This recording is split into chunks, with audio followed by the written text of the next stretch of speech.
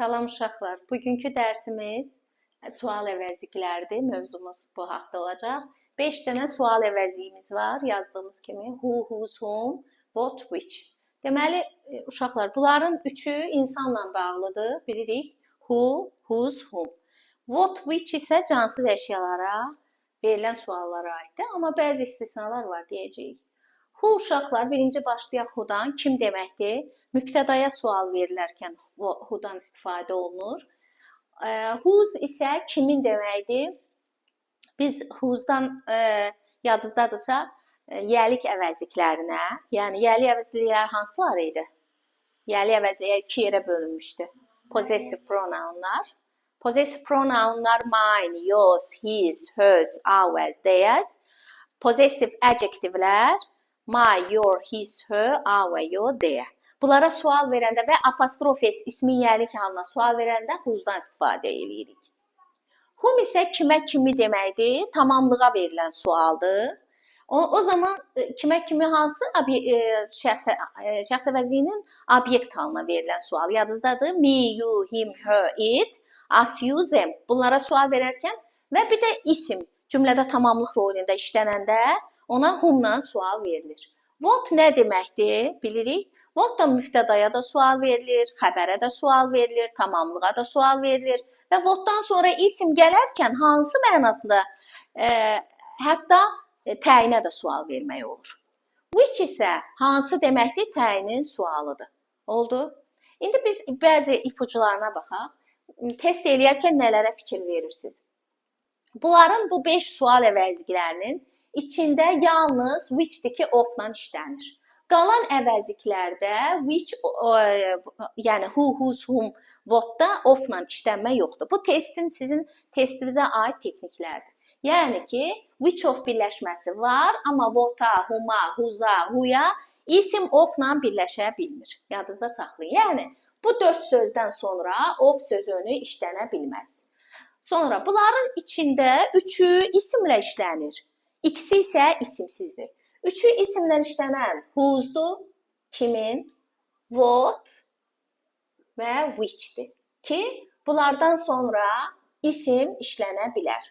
Amma who və whom sual əvəzliklərindən sonra heç bir halda isim işlənə bilməz. Bu texniklərə fikir verin. Bu birinci qaydamız, ikinci qaydamız, üçüncü qaydamız o idi ki, which of-la işlənir, amma digər əvəzliklər of sözünü ilə işlənə bilmir. Dördüncü də nəyə fikir veririk? Bax, uşaqlar, cümlə gəlir, cümlənin arxasında sözünü var. Cümlə sözünü ilə bitir. Sözünü ilə bitərsə, məsələn, sözünlərindən bir-ikisini yazaq with, to, from, about və s. Bu tipli cümlə quruluşlarında sual cümləsi, yəni sözünü ilə bitərsə, o zaman bizim sual sözlərimiz ya who olacaq, ya what olacaq. Variantlarda, məsələn, bir variant varsa ikisindən biri onu dərhal götürürük. Amma 2 variant qaldısa, ya who, ya what, o zaman tərcümə edib tapırsınız ki, hansı verək. Oldu? 5-ci, gördünüz, nöqtələrdən sonra xəbər gəlib. Yəni, hərəkət bildirən feil. Hərəkət bildirən feil xəbər rolunda işlənir də cümlədə.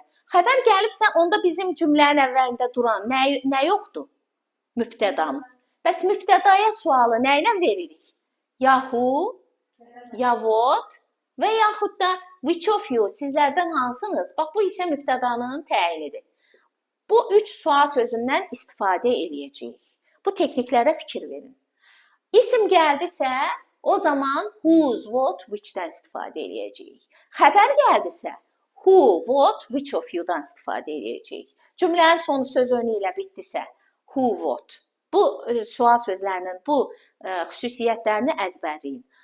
Qalan vaxtı sual sözlərini işləyərkən siz ancaq tərcüməyə əsaslanırsınız. Məsələn, indi burada bir sual sözünə fikir verək. Who mübtədaya sual verir də kim? Amma who ilə who'mu əvəz eləyə bilir. Yəni, who kimdir? Axırda sözünü olarsa, sözünü cümlənin sonunda. Məsələn, who with nədir? Nə anlamını verir? Kimlər? Məsələn, who from kimdən? Who about kim haqqında? Yəni kimin haqqında? Bu zaman tamamlığa sual verilir. Oldu? Deməli, who ilə nəyə, hansı cümlə üzvlərinə sual veririk? həm mübtədaya sual verirsəz xəbər gəlməlidir. Yox, tamamlığa sual verdinizsə, who-dan sonra köməkçi feil gəlməlidir. Yəni do, does, did, am, is və s. Keçdik whose. Whose kimindir? Biz bayaq dedik ki, sual yelik əvəzliklərinə və ya apostrof isə whose-dan sual verilir. Kimin mənası, anlamını verir. Whom kimə tamamlığa sual verir və yenə də deyirəm ki, isim tamamlıq rolunda işlənərsə və yaxud da obyekt hallar, şəxs əvəzinin obyekt hallarına sualı whom-dan veririk. Whom-u who əvəz eləyə bilər sinonim olaraq. Amma who-dan sonra köməkçi feil gəlməlidir, xəbər yox. What hansı, nə edir, nəyi? Bu cür sual sözləri kimi tərcümə olunur. Nə deyəndə mübtədaya sual vermişik, arxasınca xəbər gəlməlidir. Tamamlığa sual verəndə what-dan sonra do, does, did